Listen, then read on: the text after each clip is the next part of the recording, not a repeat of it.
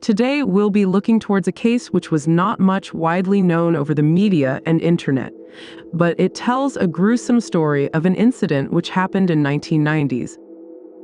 This is a case which mainly tells us about the awareness and understanding of the children's protection, and also the strangers, who we don't know, are in a chance to take advantage of children. Today, we'll talk about the case of Naomi Smith.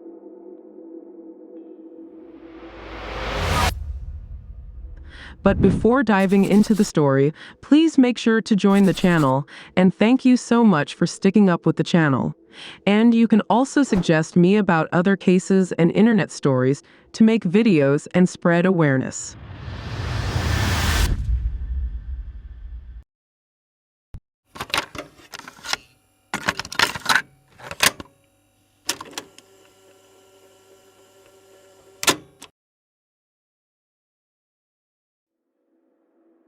Naomi Smith was a 15-year-old schoolgirl from Nuneaton, Warwickshire.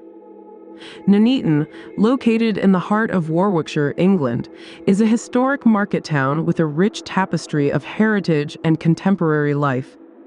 Nestled along the River Anker, Nuneaton has evolved from its industrial roots into a vibrant community that blends tradition with modernity. Nuneaton is also known for its parks, such as Riverslea Park and others.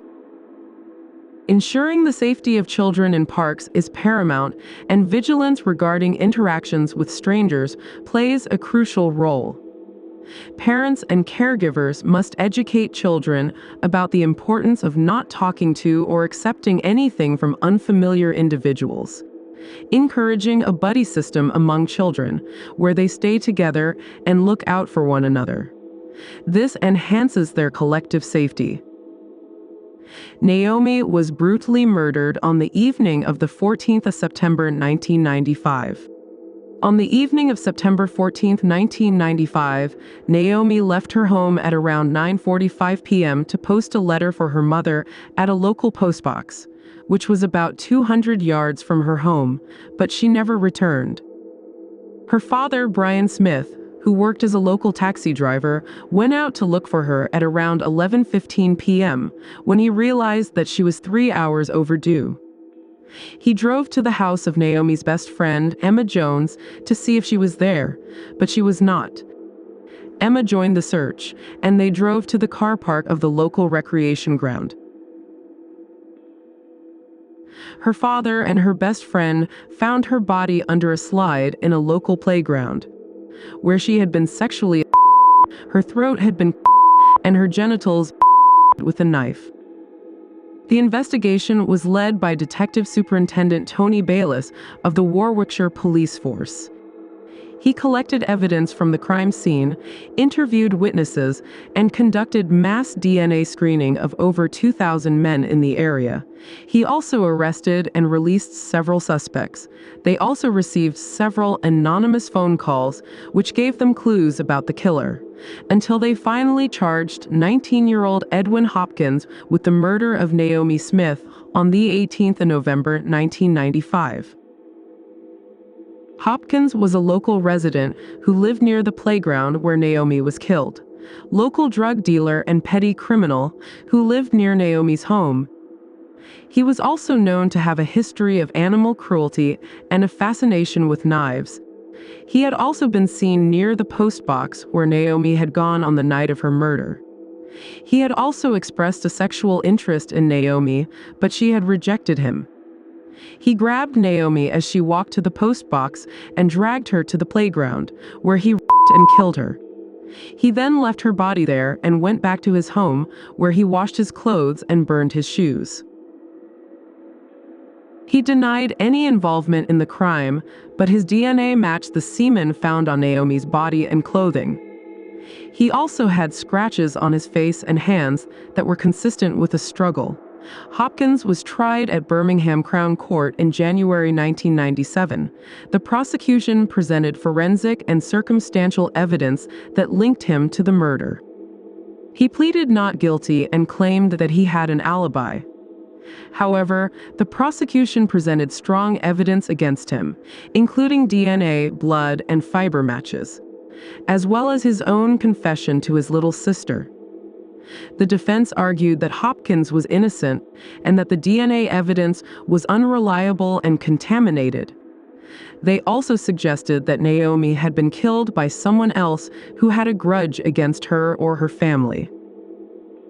The jury deliberated for 6 hours and found Hopkins guilty of the murder of Naomi Smith.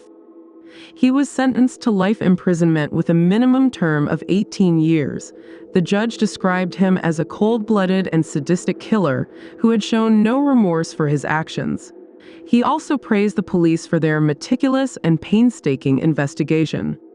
Hopkins appealed his conviction in 1999, claiming that he had received an unfair trial and that the DNA evidence was flawed. However, his appeal was dismissed by the Court of Appeal, which upheld his conviction and sentence. The judges said that there was overwhelming evidence of his guilt and that the DNA testing was sound and reliable. The murder of Naomi Smith shocked and saddened the community of Nuneaton. Her parents, Brian and Catherine Smith, were devastated by the loss of their daughter and the horror of her death. They received support from their friends, neighbors, and the public. They also set up a memorial fund in Naomi's name to help other victims of crime and violence. Naomi's death also raised awareness of the dangers of sexual predators and the need for better protection of children and women. Her case was featured in several documentaries and books that explored the issues of crime, justice, and DNA evidence. Her case was also compared to other similar cases of young girls who were killed by strangers, such as Sarah Payne and Millie Dowler. Her family said that Naomi was a wonderful girl, who had a bright future ahead of her, and who deserved to live her life to the fullest.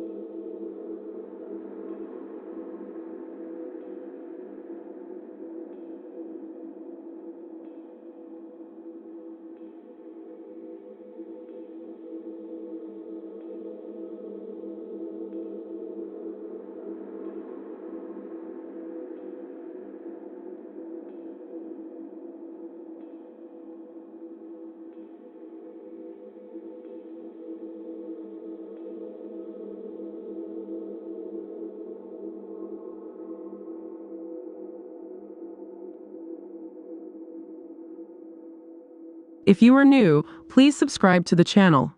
Till then, watch this case which pops up on the screen.